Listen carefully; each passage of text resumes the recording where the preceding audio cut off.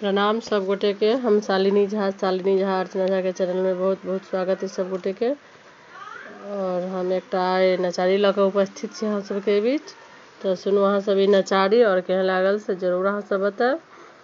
और ई तीज स्पेशल है। धन्यवाद।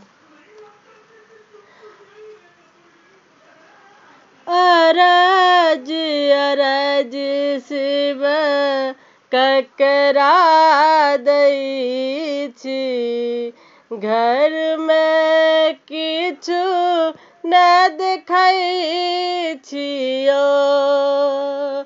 अरज अरज शिव ककरा दै छी, घर में किछु न देखै छियो। घर में किछु न देखै छी महादेव,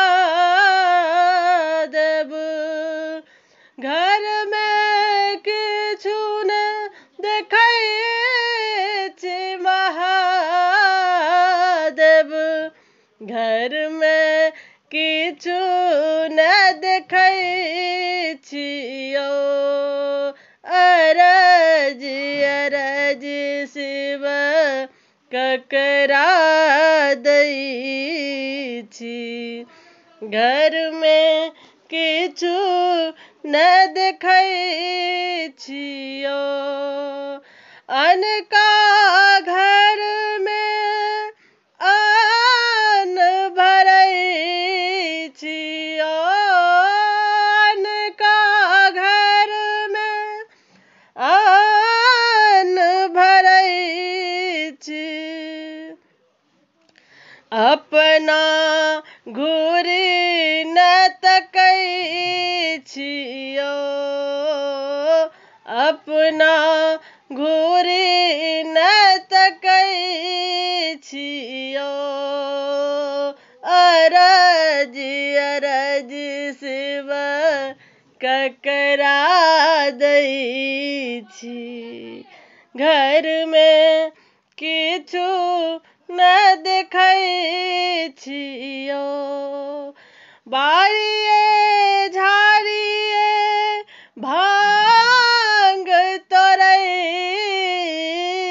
छी, बारिये झाड़िये भांग तोड़ै छी। आँचर पर सुखबै छियो। अरज अरज शिव ककरा दै छी, घर में किछु न देखै छियो। बान्हल बसहा घासो न खाइए, बान्हल बसहा घासो न खाइए। डोरी धऽ चरबै छियो। अरज अरज शिव ककरा दै छी, घर में किछु न देखै छियो। कार्तिक गणपत दुईटा बालक, कार्तिक गणपत दुईटा बालक, तकरो किया न देखै छियो।